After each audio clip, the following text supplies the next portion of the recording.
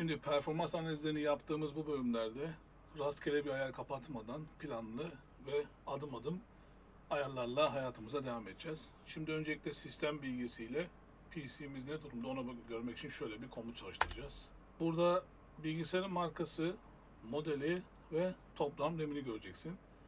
Benim şu an denediğim makine sanal platformu olduğu için burada böyle bir çıktı yazdı ama sen de burada gerçek anlamda gerçek bilgisayar ve gerçek sürümler olacak. Şimdi burada belki şurası biraz kafanı karıştırmış olabilir.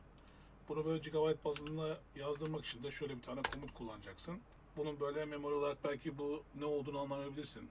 Bilgisayar çok aşırı neşir olmayan insanlar bunu çok anlamakta zorluk çekebilir ama temel düzeyde şöyle bir çıktı daha çalıştırdığın zaman bunun böyle bu şekilde RAM'inin tam olarak ne olduğunu anlayabilirsin.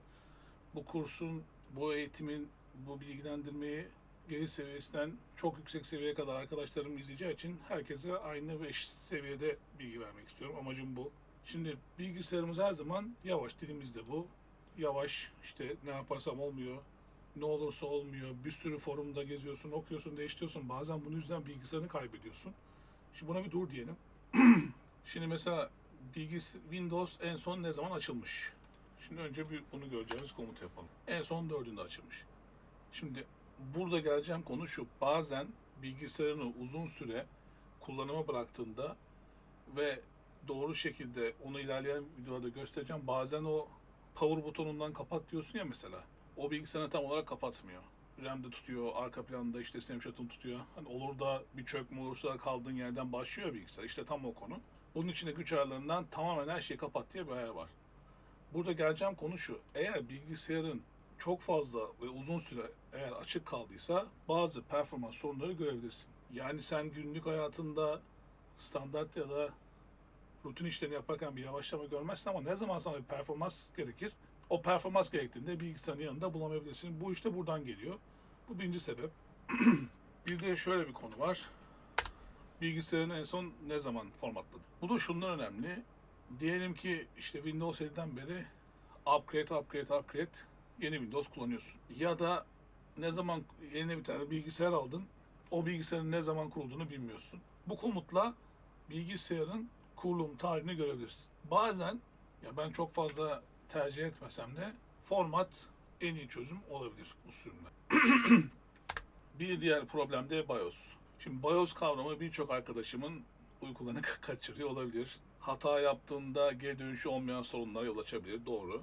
Ama son geldiğimiz noktada artık çoğu anakartta çift BIOS olduğu için herhangi bir sorun anında kendi kendine sistem sanki yarıda kalan bir kopyalamanın iptal olup tekrar elle başlatılması gibi hiçbir işlem yapmadan Windows başlıyor. Eskiden kartımızı alıp bakıma gönderirdik ya da servisten tekrar ön yükleme yaparak ya da belli başlı cihazlarla flash'a müdahale ederek anakartı açabiliyorduk. Şimdi geldiğimiz noktada özellikle son dönemlerde artık bu BIOS hayati bir değer taşımaya başladı. Şimdi oraya bir sürü update geliyor.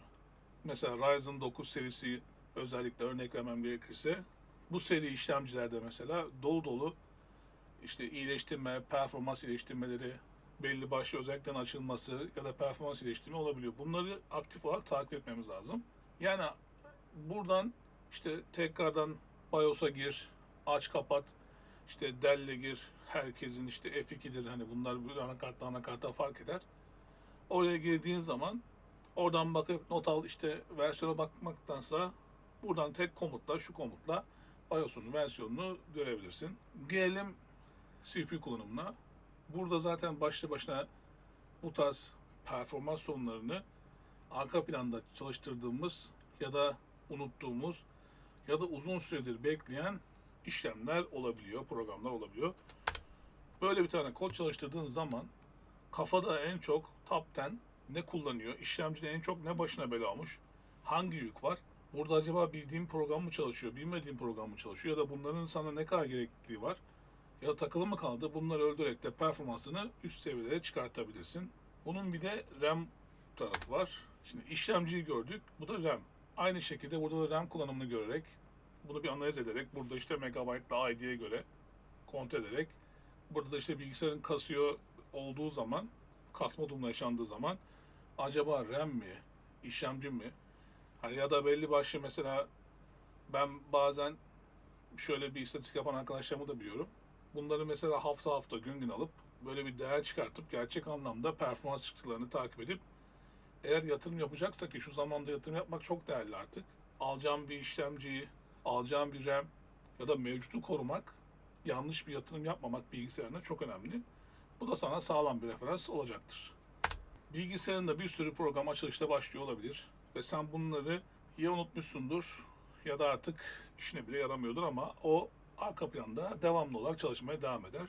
Bu da zamansız ve işlemciye gereksizlik oluşturduğundan FPS kayıpları, FPS dropları ya da bilgisayarında her zamankinden daha yavaş kullanmana sebep olur. Bir diğer konuda çalışan servisler. Şimdi bilgisayarın arka planında özellikle kod geliştiren bir arkadaşsan, kodlama yapıyorsan, otomasyon programları kullanıyorsan, bazı şeyleri otomatik hale getirmek seni mutlu ediyorsa, arka planda bazı işlerini caplara bağladıysan, zaman zaman bir şeyler denediysen, oyun oynama dışında da bilgisayarını kullanıyorsan, bazen benim de başıma geliyor, arka planda çalışan servisler alıp başını gidiyor. Bunların her birine de bir tane iş atandığından işlemcide garip garip yükle oluşturuyor ve dalgalanmalar yapıyor. Bunu da tek tek zaten servis listesine bakacak halin yok. Buradan da daha rahat bir şekilde sayılarını görebilirsin. Bir anomalik olduğu zaman çüş diyebilirsin ya da niye böyle oluyor diyebilirsin. Mesela bir diğer konuda kendi başına başlayan servisler. Burada mesela dediğim gibi şöyle bir örnek verebilirim. Diyelim ki makineye bir tane SQL kurdun, zamanında bir geliştirme yapıyordun. SQL arka planda devamlı çalışıyor. Artık SQL Server'la bir işin yok ama arka planda hala çalışıyor. Mesela bunu kapattığında güzel bir performans geliştirmesi alabilirsin. Bunun dışında da burada anormal bir servis gördüğünde ya da Google'a bu sorup bunu açtırdığında, olağan dışı bir şey gördüğünde müdahale ederek bunları ya kapatabilir ya da performansa göre belli zamanlarda açıp kapatıp yönetimi kendine alabilirsin. Bir güzel komutta C diskin eğer dolduysa, yani C disk, C harfine çok odaklanma, E de olabilir. Ya burada işletim sisteminin kurulu olduğu disk eğer belli bir baremin altına düşerse, mesela 20 GB diskin olduğunu varsayalım. 1 GB'a düştüyse Windows'un anormal tepkiler verebilir, yavaşlar, donmalar olur, programların çalışmaz. Zaman zaman restart'a kadar bu sorun yaşanabilir, sorun gidebilir. Buradaki konu, gereksiz dosyaları burada gördüğün zaman sana ne kadar boş alan gösteriyor, ne kadarı dolu, ne kadarı değil. Burada mesela birden fazla disk de kullanıyor olabilirsin. Bunları komut satırından yapabilirsin, komut satırından görebilirsin. Aslında bunların amacı hepsini böyle bir seri haline getirtip, böyle bir tool haline getirtip belli aralıklarla bunları çalıştırıp ekranda bunları gösterebilirsin. Şimdi C diskinde en çok yer kaplayan uygulamalar. Şimdi burada şöyle sıralama baktığın zaman belki sende daha fazla ekran çıkacaktır burada. Bunu yaptığın zaman çok önceden kullanmış bir ekranın, kullanmış programın, kullanmış başka bir dosyan varsa ve şu an sana lazım değilse bunu buradan bakarak hızlıca bulabilirsin. Böyle görmesi biraz daha kolay. Bir de herhangi bir program çalıştığınız zaman bu çalıştığın programın taraması, her şeyi bitirmesi bayağı uzun sürüyor. Bu direkt top 10 gibi bunu görebilirsin. En kafadaki böyle 20, 10 azalta azalta bu komutu çalıştırabilirsin. Gelelim Windows'un baş belası update'lerine.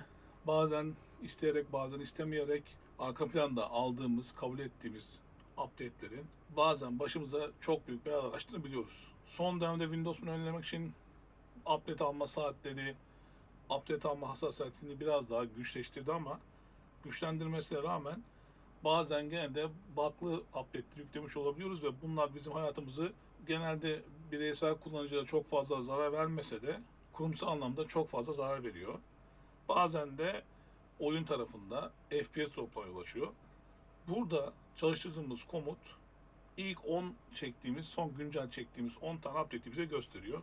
Böyle yararlı bir program. Son olarak da 24 saatte sistemde aldığımız hataları bize gösteren bir tane komut paylaşıyorum.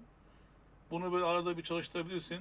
Belki senin bir arada görmediğin ya da umursamadığın ya da ileride belki de başına bela olacak garip garip burada bir liste görürsen bunları da araştırarak sorunun kaynağına inebilirsin. Komutla kal. Bu tarz videolar devam edecek. Takipte kal. Beğenirsen de beğenini bekliyorum. Kendine dikkat et.